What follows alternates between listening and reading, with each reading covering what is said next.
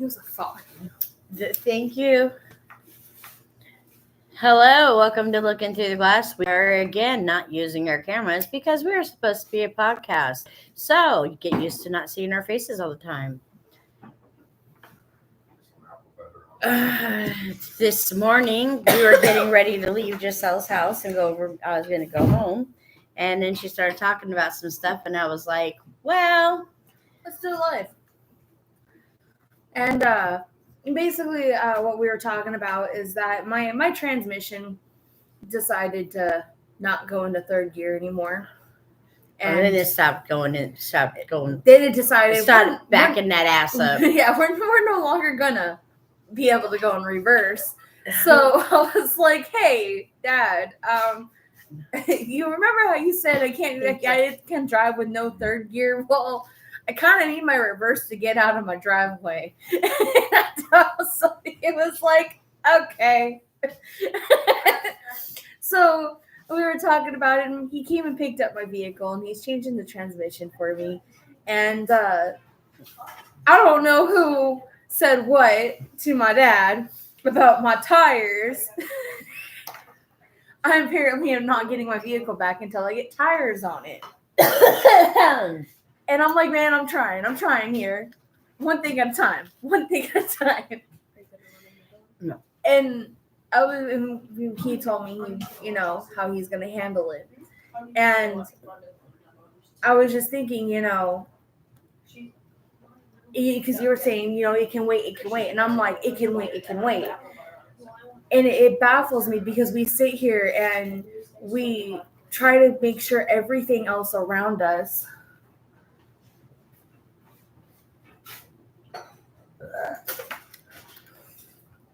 continue.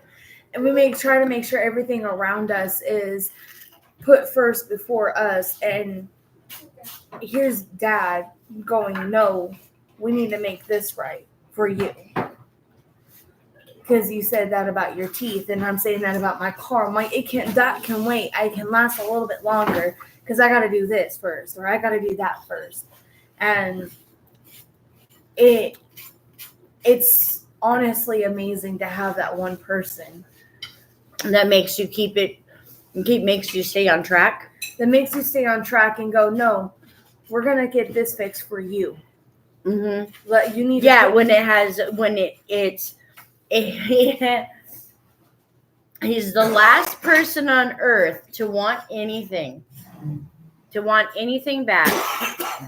He's the last person on earth. He's the first person to give up what he wants to make sure that we have what we need. Exactly. And I am beyond appreciative of that. And it just... Why are you going to make me wake up and cry, man? Because I'm good at that shit. I mean, Andre does the same thing for me. Are you going to cry? Shut up.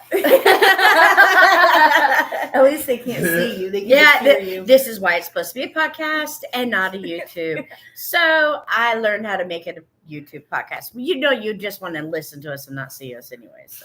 But having that somebody in your life, no matter who it is, to give you that time and open up your eyes and just not going, no, there's this thing called self-care. Yeah. No matter what kind of self-care it is, you do it for yourself. Learn how to do that one thing for yourself. Because he's one of the most selfless people. He never puts himself first. No. And having somebody like that is great. And we all should have somebody like that. Ow! Cacao! That's what parents are for. My parents never let me go without anything. Well, there's parents out there that don't care. Yeah, there's a lot of parents out there that don't care. But this is the thing. He didn't come into her life until she was 17. And he's that way with everybody. Like, all I did was tell her that he said she ain't getting her truck back without tires. He said, by the way, she ain't getting this truck back without tires. And I was like, oh, that bad? He went, oh, yeah, that bad. Long time ago. So I told her, by the way, Joey said you ain't getting your truck back I think without my tires. brother opened his fucking mouth. That's what I think. You know your brother probably opened his mouth. Because he's just the And same. told him what I said. It can wait. Because he's just the same. They're not that Nolan is just the same. but it's not just having a parental figure being that way with you, but having anybody. Like my entire life, I've watched my mom provide for me and my sister, and whenever my brother was in town, and do everything she can to make sure that we had the best Christmas, the best birthday, the best. Yeah. Even though our living situation may not be the best, she wanted to make sure those days were special to us and we have memories. And that's how she tried her hardest for that. And she never put herself first. She always put us kids first. And that's a motherly instinct. That is a parental instinct. But at the same time, seeing my mom be able to get pampered now, seeing that somebody puts her in front of them, that is something I never thought I would see. Because she always put herself behind everybody else. And that's including the other people who she did not have to do that for. We ain't got to call nobody out. No, I'm not calling out by names. Yeah. But she didn't That's have stuff to do that I've healed over. So exactly. And, but she never had to do that, but she still did it. And seeing that she's now finally getting the treatment of, somebody putting her first and caring for her and her needs. Getting spoiled. Spoiled fucking rotten. I am. But I hope I'm not rotten. But seeing that love is amazing too, because I learned to find that kind of love. And, Ow. so did my sister and so did my brother. They have, even though they're young and that's their first relationships or serious relationships, they are getting to experience how to be loved. Yeah. In a proper way. I don't know. Maybe I'm speaking a little too much for my sister. No, I'm not going to mention his name, but he does care about her quite a bit. I know he does. I see it. Yes, he has cared about her from the moment he set eyes on her. Ethan. Huh? Ethan. That's not supposed to say names. Oh. We're live. Oh. I can't even erase that. It was a sneeze. My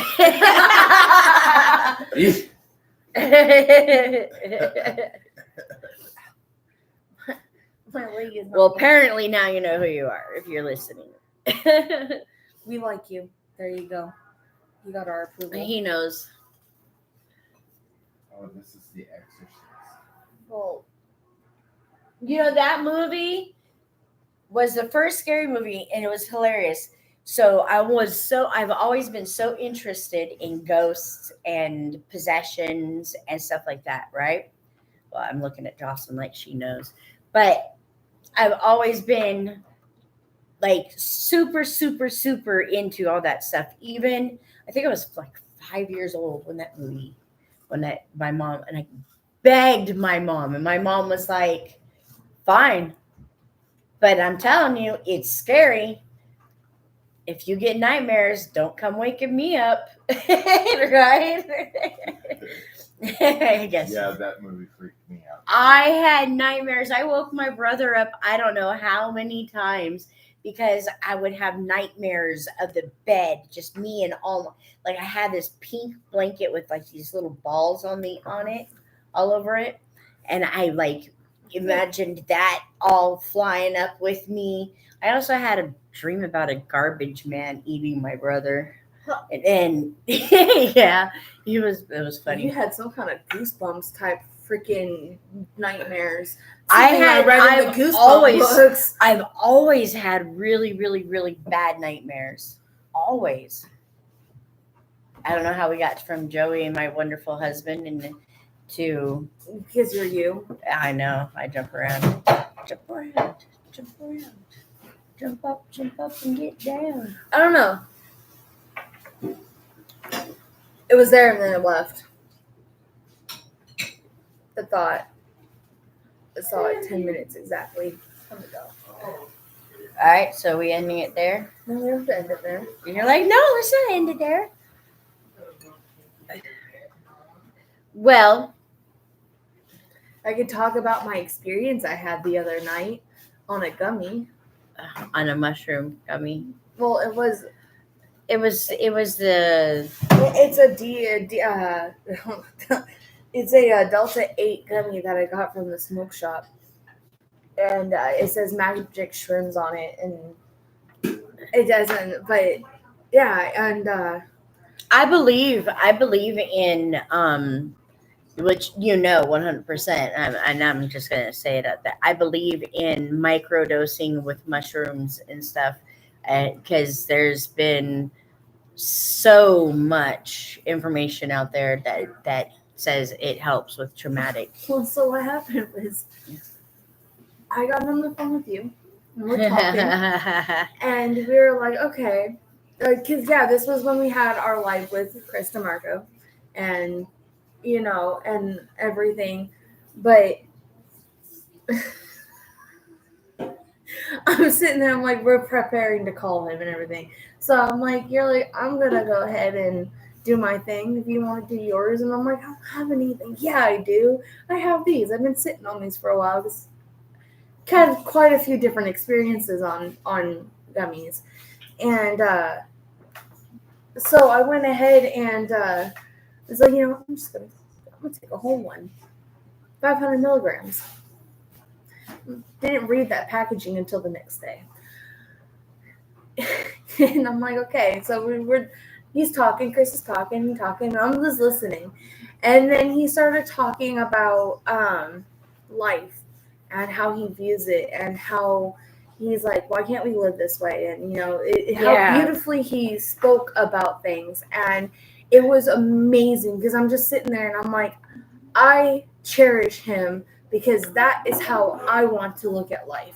To be stress-free and just go, you know what? I'm here, I'm alive, and that's all that matters. And I have people here that love me. And that's what matters in life. And that was just like, wow. And I started to cry. And so Did you cry? I did. I was in the living room, and then I was wondering why you were so quiet. In my room. But I was really quiet because he just naturally. Yeah, I just loved it, and I loved just a shout out to you, Chris. You just so naturally just flowed right into it, and it was a real honor, because he was in radio for 30 years.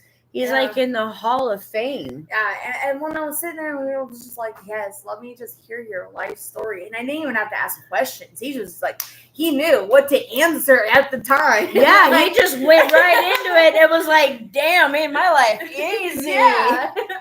And so I just kind of was like, roommate got home, and I was, putting it on mute so he didn't have to hear all the background noise. And so I went to the room, because I stood there and I just started bawling so hard. I had muted it, and then I said, no, if they cry really loud, these people need to hear me cry. They need to hear Jesus work in me. And I wanted to scream, hallelujah. Hallelujah. I need everybody to hear Jesus work in me. I just was like, it felt like a release off my chest that just was like. That's why I was asking you. Off me. That's why I was asking you where you were feeling it, the pain. It was right here. Yeah, like really deep. Yeah, it was right here, and in the chest, middle of the chest. Yeah, really, really deep, because your sister has experienced stuff like that. She goes mute when we are on live for some reason. She's done them, but she goes mute. She forgets how to speak. So, and as she does a silent laugh. Yes. The finger. I just got the bird. It's not flapping its wings, though. Oh, no. I got the pinky, because I'm only worth half the fuck.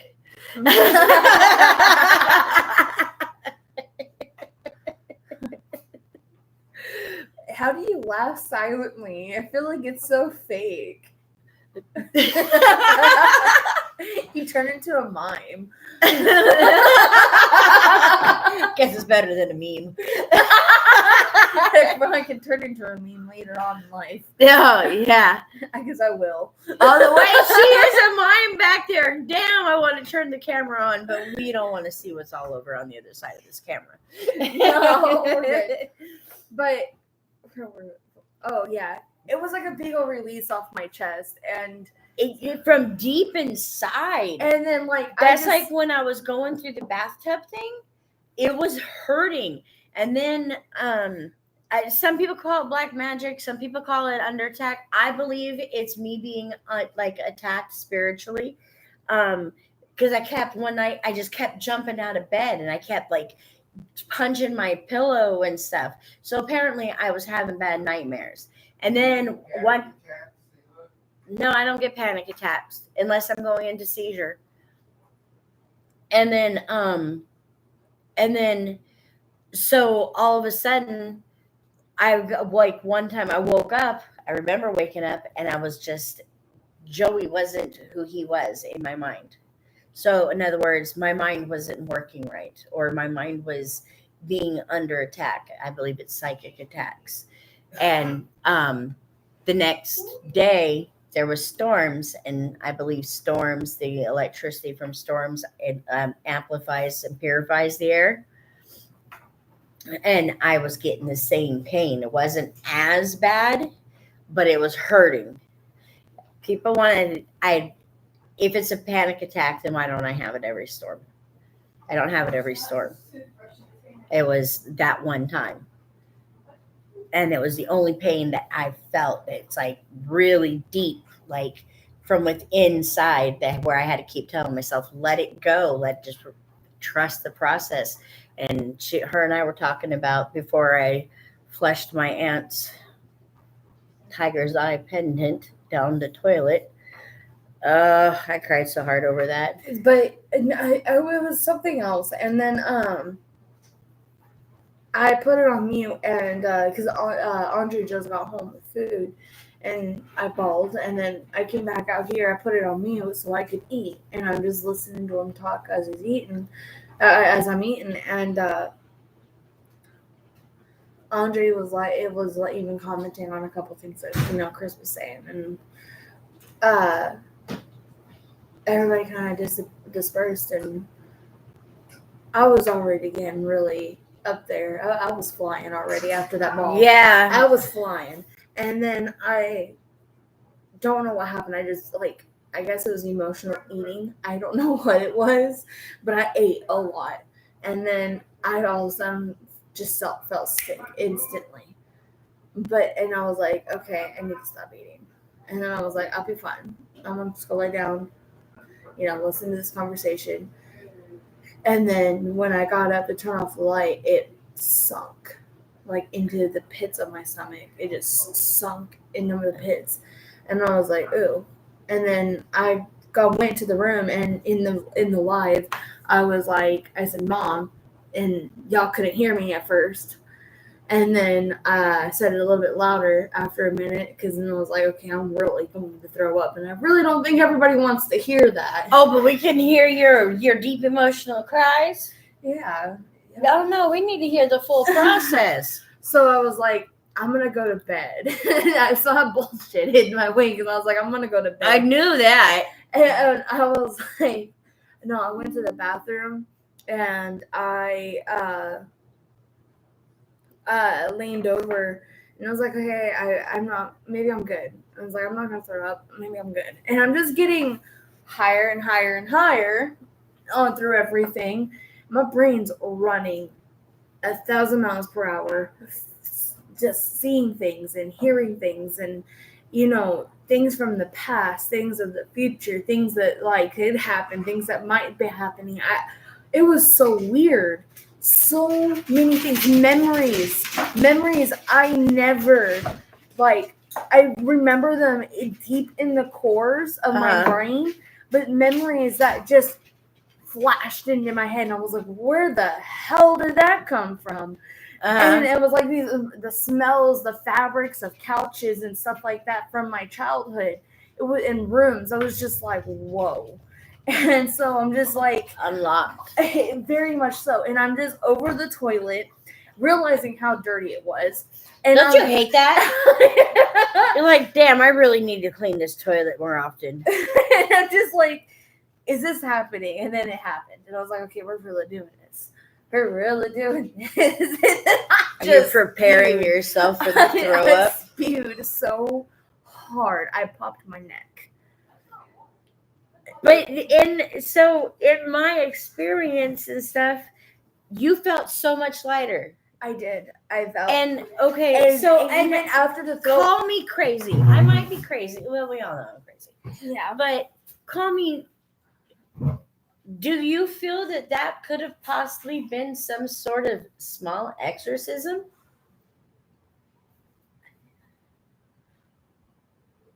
Per the way I felt Afterwards. I never felt lighter. I was going down a freak out mode, but I knew that if I freaked out, it wasn't going to be easy on me. Yes. And so I was doing everything. It was like I was emotionally preparing. I've been prepared for this because I felt like I was going to knock out hard. I felt like I was just going to faint. And I was just sitting there on my knees at the toilet, hands on my hips, going, we're doing this. And I'm just like breathing, taking deep breaths, trying to keep my heart down. And because I'm just like, there's so much happening.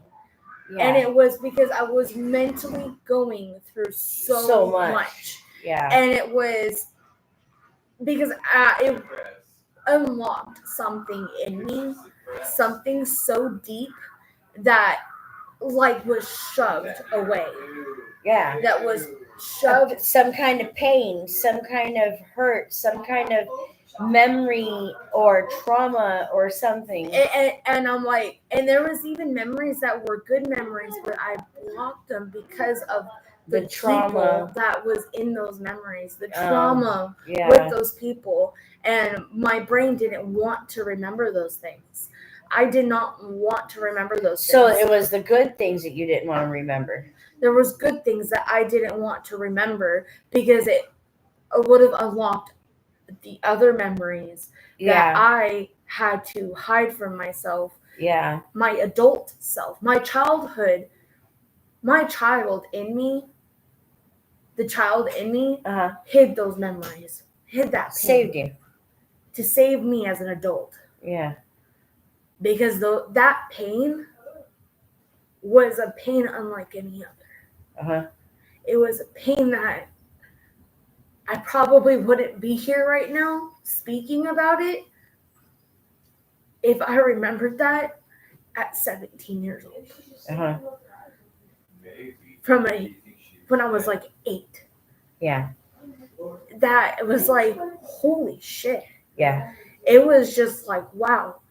But there was, when it unlocked in me, it was an emotion of, this is gone now. Yeah. You no longer have to bear that pain. Yeah. Yeah. So I sat in my shower because this, with me, it happened more in a longer process because I was still shaming myself along with, so I had to wash away that at the same time. And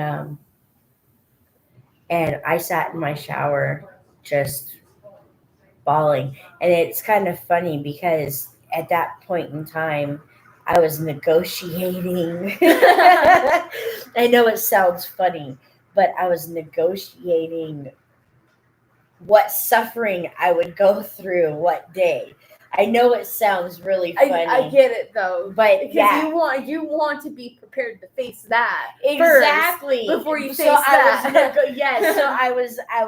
Let me face this first. I was and then negotiating because I literally was guided on how to quit doing the drugs. There was a connection that happened that guided me through it, and so it was always like. Everything that I did, I was like, are they going to do this to me? Because there was preparation, but I didn't understand the preparation until it happened. And what was really weird is I was going through this whole process, and some may say you just got too fucked up. And you know Some what? may say, and yeah, you probably did. But at the same time, I never felt so light in my life. I never felt so. I don't condone using drugs, but I do condone using natural things. Meth was nothing but pure chemical. Weed is natural.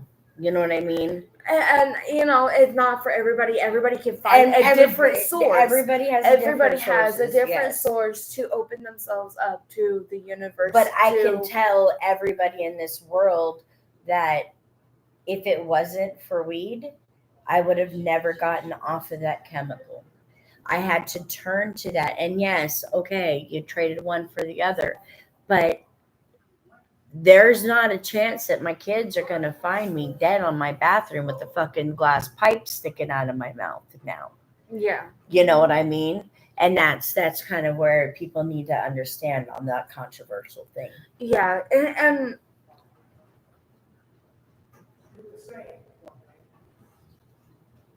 it's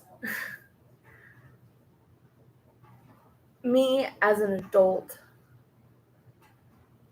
It's healed me over a lot of things. The pain that I go through physically, there's other people I know that have gone through it, not worse. It's used for so much. But it even has healed me emotionally, because so many people, and I my eyes have really opened up to, there's so many people my age, so many of my friends that I went to school with, so many people that I was around who went through similar traumas.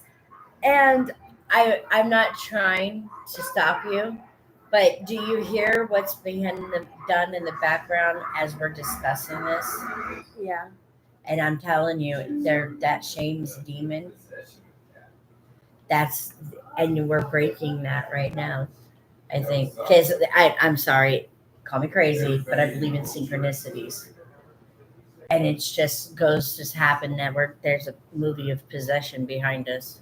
Well, and then when you asked me if I felt like what I went through was a release, it was a sort of exorcism.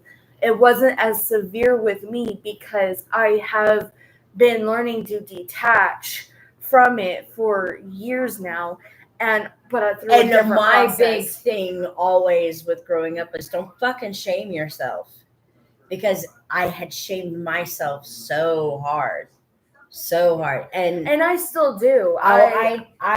In certain ways, because I never went down the road of drugs, but I still have. It doesn't matter. The society that we live in shames you for every fucking thing. Shame of how I look, shame of what my house might look like, shame of, you know, am I taking care of my animals the best way, or you know, shame of, did I do this wrong? Did I ruin this relationship? Was I the one, you know, questioning myself on everything? And I think I honestly, I call me fucking crazy. I don't care. Maybe this is you are fucking crazy. Stop asking. It's really hard because this is something that I have been shamed for prior in my life, and I'm just now coming out with the things that I have experienced. But because I was never believed in people's shame for those experiences. Yes, demons fucking talk to me. Does that make me bad? No. You know what I mean? They talk to anybody. They talk to everybody. But I believe that these are certain demons. You have higher demons that are putting out these little minions. And these little minions make you more vulnerable. Well, and they make you more vulnerable because then they cause people to turn towards certain drugs or certain things. Meth was the first drug I ever tried. I didn't try weed first. I tried meth first. I was 12 fucking years old. You know what I mean? Weed was very available to me, right in front of my house. It was in my household. Very available to me. But I went to meth first. There's the 80s for you. Right? Right? 80s to 90s explained in one sentence.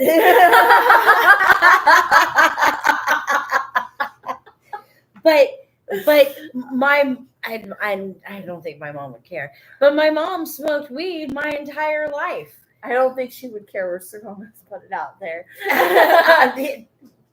You'll get over it. But she doesn't give a shit. She already told me, you say whatever the hell you have to say. She gave me full permission to put her on blast. Haha, mama. No. Mama. I said, mama. But no, I had weed perfectly available to me. I was the one that went and got the meth for the adults. You know me. I've always been a person that with connections. Even at 12 years old, I was a person of connections. This was also Vegas. And this is also Vegas, where anybody that knows Vegas ain't nothing but meth heads everywhere.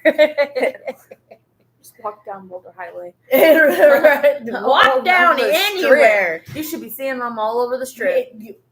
They all work there. Sorry, Vegas. I love you. You're my home. And I ain't saying that everybody that lives in Vegas is on meth, but you ask anybody in Vegas. But no, and when I finished going through this whole process, I'm not going to say finished because I don't think I finished. You haven't finished because it's a process. When I sat up from puking, You sat up from puking. Yeah, because I had to lean lean hunched over over the toilet. Okay. and try not to splatter everywhere. What in my mind was you just laying on the ground. Fuck it. So let me get there because I didn't get that point. Oh, okay. So I'm sitting there, I lean up, and it did this 3D effect. And if you ever watch certain movies where it's colorful, you move your hand and you see like 6 of you and they're different colors. And that's what it felt like. And I was like, whoa. And I'm like, this has never hit me this hard. I'm not sure if I'm liking this, but I'm trying to calm down. And I was waiting for Andre to come check on me, but I was like, I kind of hope he doesn't, because if he freaks out, I freak out, and I don't need to freak out. He needs to not freak out. Don't you love how you're having conversations with yourself? Yes, with different selves. So I decided, you know what, I'm gonna lay down on the floor for a minute. I'll be fine. You know, just let's bring this down a little bit. I'm calming down a little bit. So I'm laying on the floor, kinked my neck because I was not comfortable. And finally I was like, okay, I'm good. I'll sit up. And the second I sat up from the floor, I was done for. I was puking again. I was like, nope. And but I only puked once, like fully puked hardcore. The others was more like a gag or like a little bit of acid, but it was like a dry heave. Yeah, but the first one was just hardcore, and it popped my neck, and it hurts me. I hate throwing up. It hurt me because of my neck. Yeah, and well, yeah, you popped your neck. Because it pops in that middle, like lower section, and it feels like it's very close to my break. And so it pops, and it's like, oh my god! So it freaks you out. It does. It freaks me out hard. And but then I was just like, okay. And I finally just was like, I'm either crawling to my bed, and I was like, but I can't crawl out of the bathroom because then my husband's gonna look at me and go, what the fuck are you doing? Because he already yelled at me about taking it. I got work tomorrow. I'll be fine. Oh, that's so funny. So I was like, no, I have to get up on my feet and get in that bed. So I finally did get up, and I'm just like, whoa. It was like crushed. Whoa. And it's like, whoa. It's really what was going through my mind. Was life is like, whoa.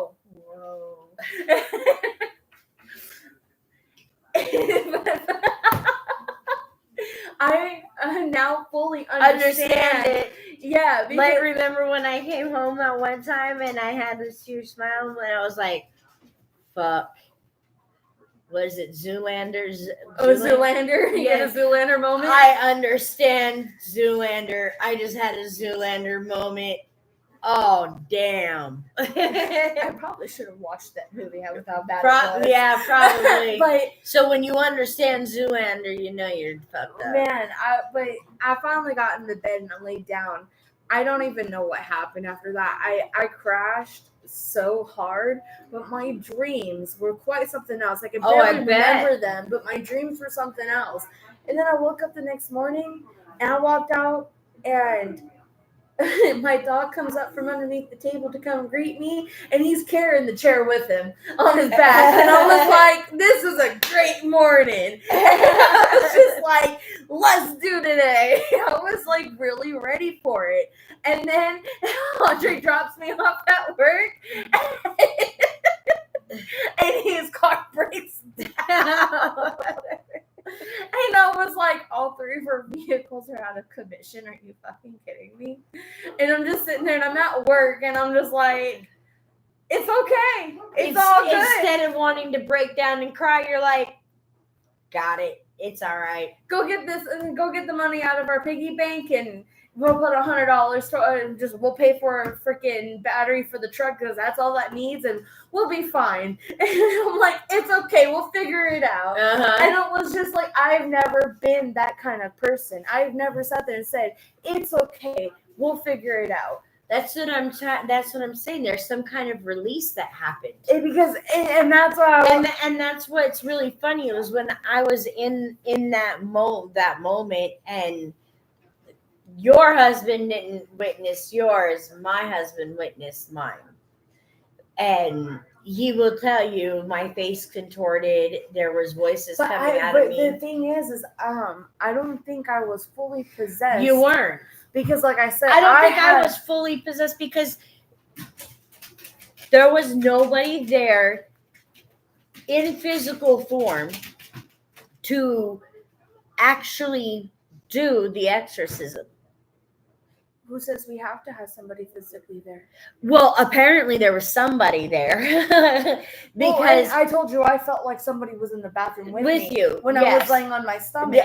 Because the cat, we had a cat in the bathroom right now. She's in heat, and we're keeping her separated. And I'm laying on my stomach, and she's laying down. But in the bathroom, you can hear behind me that it sounds like the floor creaks. And you just hear, it sounds like somebody's just like creeping and creeping up on me.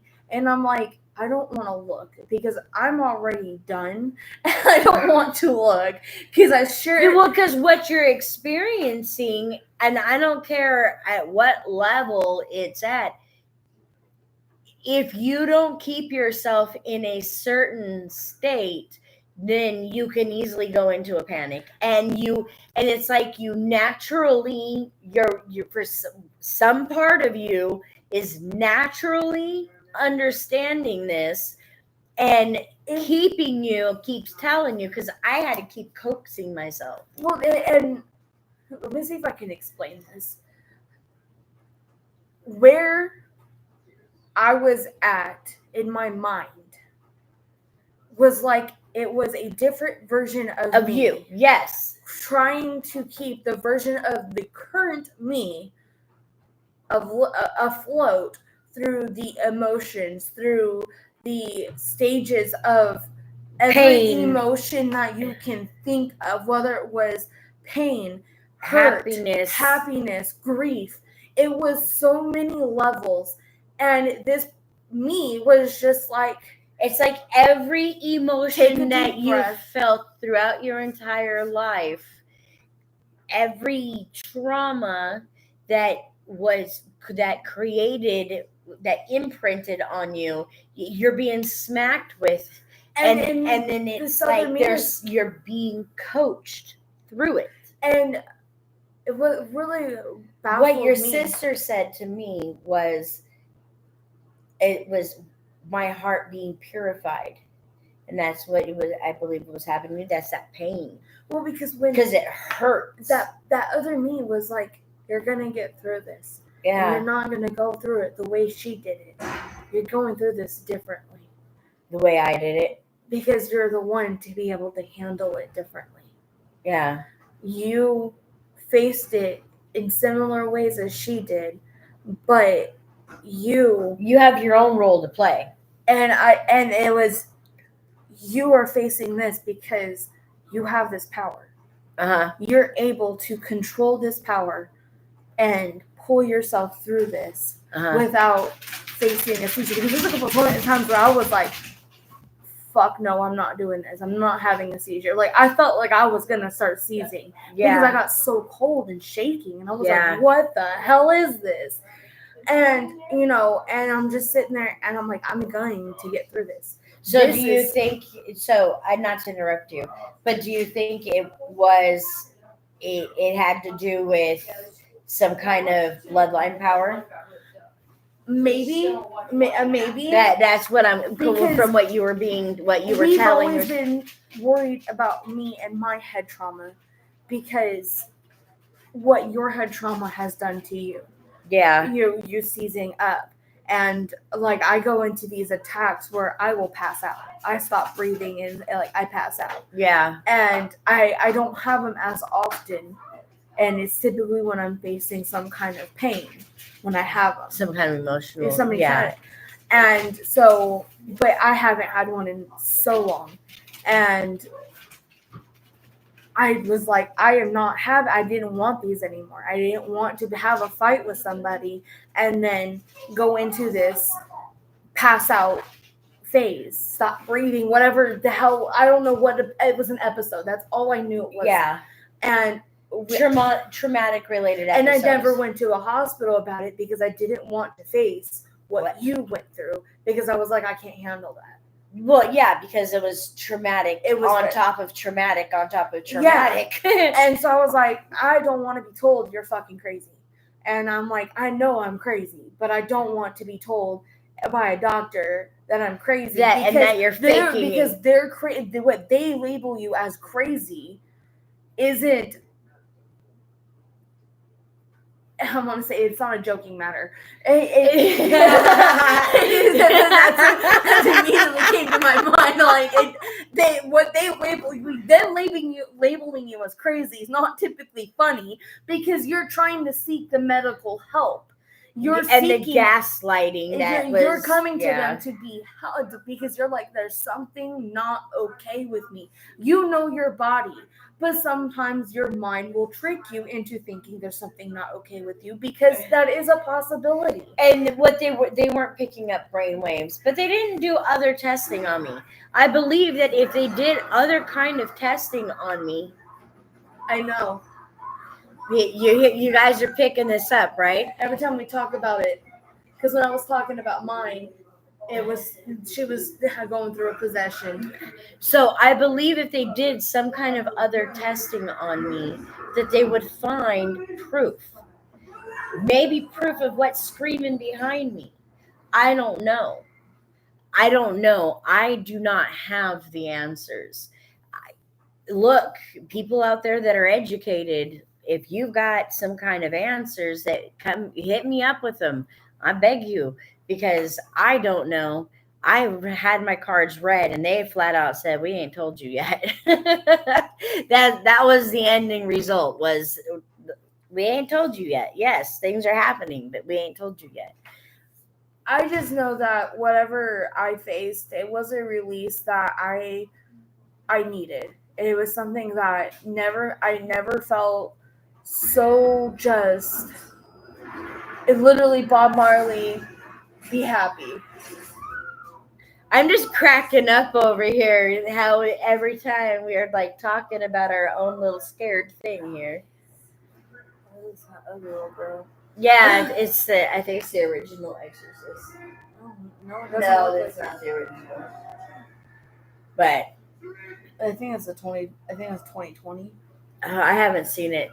But yeah, no, it was just something that I felt released from it. I felt let go, and it was all these traumas that you're carrying around in you that you don't remember that you had. I didn't realize I had all this trauma. No, you don't even realize that you had them, but all of a sudden it's like, but there's somebody else there and yourself because I even called out Sela. It's not yours. Let it go. And I had to keep telling myself it's okay. Just trust the process. Just trust the process. And I was like, and this is what my mom's talking about. She's not crazy. Right?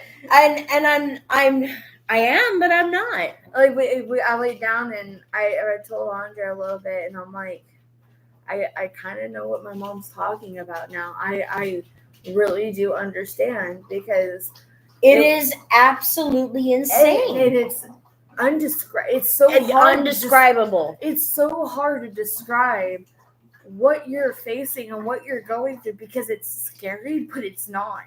Because there's a part of you that just says, you just know. But it was You have a finally. team. It was just a finally. Yep. We're getting like, oh my god, there was so much shit that I like. There's and I still even have the images of the rooms in my head, but I don't fully know what happened in these images. I just know that this room, like, it's like a lighter room, and I had a day bed.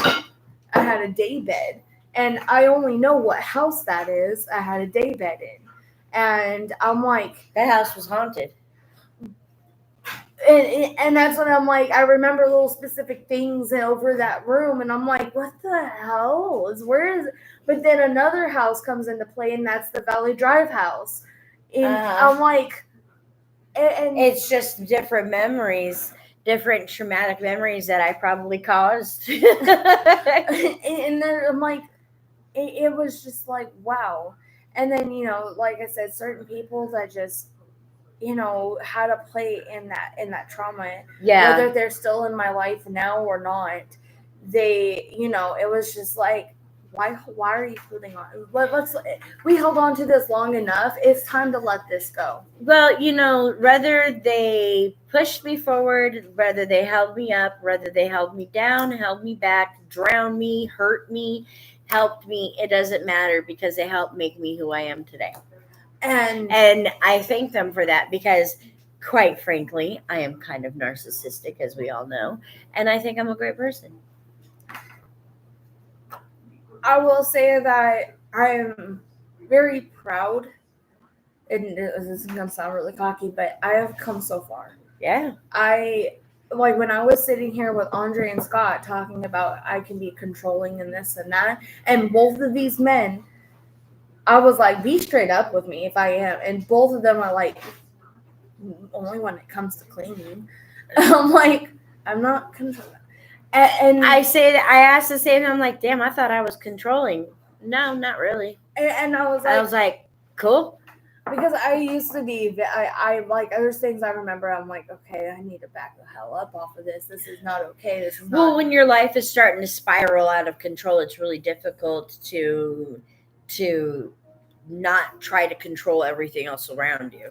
But it's and you just got to understand when your life is spiraling out of control, then it's happening for a reason, and you just got to go with the flow and know that God will be there. And, after facing what I went through, I really, really, really have let go of so much to the point where my stresses are just like, it'll get paid when it gets paid. Like, I got this figured out. I stress a little bit, but it's not like nothing like you used to. And like I was telling you, you used to call me up crying and just be like, Giselle, it's okay. Well, and I like the last time God will provide, and you're like, well, and I'm like, just trust me. And like when I had my blood pressure was so high, I was literally like, I'm gonna put myself into a heart attack. Yeah. I'm only 27 years old. I'm already gonna blow a fucking car. And I was like, that scared the shit out of me. Yeah. Because I'm like, I should not have that high of a blood pressure at my age.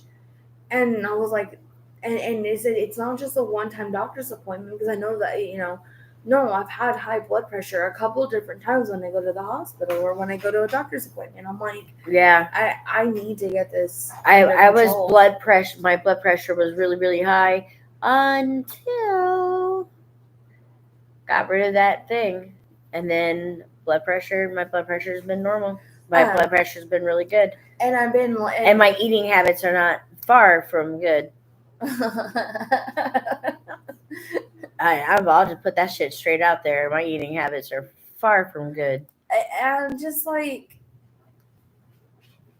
I don't know. It's kind of nice, and I hope other people get to experience it, only because of the feeling that you get afterwards. It's scary. It's scary when you're going through it, and I'm sure there's other people. They're just cracking up. It's because it's so hard for me to talk about, I think, and it's just lining up perfect. Yeah, we did not put that movie on, by the way. It was not playing when we started.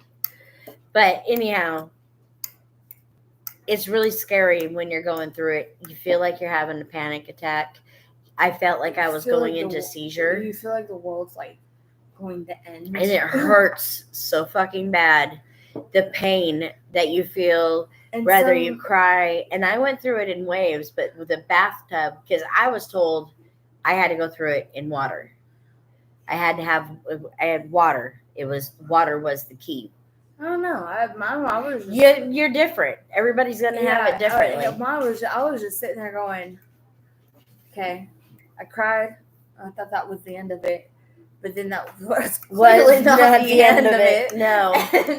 And I can only just look back at it and laugh at it because I was just like, that was a trip. That was fucking awesome though. I still have not taken a bath. I clearly overcame mine. I was like, I'll take another one. No, I have not taken another bath. It made me feel so good. I thought about it a few times and I was like, nope, we're good. I there's no pressure. No, it made me feel really good and it made me feel much lighter. My house feels lighter because you feel lighter. I feel lighter. You're the controlling energy of the house. When I unfortunately we didn't get this on a live or on video, but when I was on the phone with you and Jocelyn a couple months ago, and you guys heard all that, I think it was something attached to me. You very well could have been. And that's why it was mimicking. It was 100% mimicking. It was. You know how more and more people are experiencing mimics. Are they? More and more people are coming out about experiencing mimics in their homes and everything. And well, and look, get a hold of us. If you're experiencing stuff, get a hold of us. And I'm not associated with any church. I don't have any backing. Except for God. So and choice is yours. Either we will lead you to the right people or down the right path, or we are the right people. Who knows? I feel like our contacts are going to grow. I think our contacts are going to grow big time. Especially the more and more. And we have like synchronicities with the demons screaming in the background. Yeah. That's funny. But when people go through certain experiences, literally, that's what I told you when you told me. How does it feel? You've literally felt the touch of God. You've been touched by the hand of God. I've had God touch my life in many, many ways, and I've seen where it was, but that was a moment of God touching. Shut up. My soul. It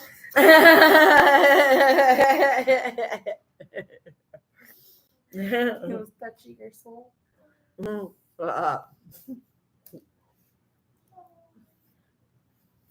going to hell for that. That's okay. You're like, that's okay.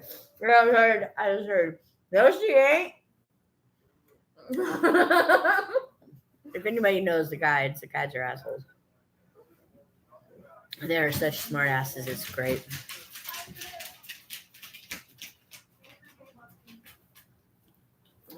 But if you enjoyed this conversation, there are more. We will have another one later on today. Now, I gotta get my ass home. Thanks for watching or listening. Till next time. Peace.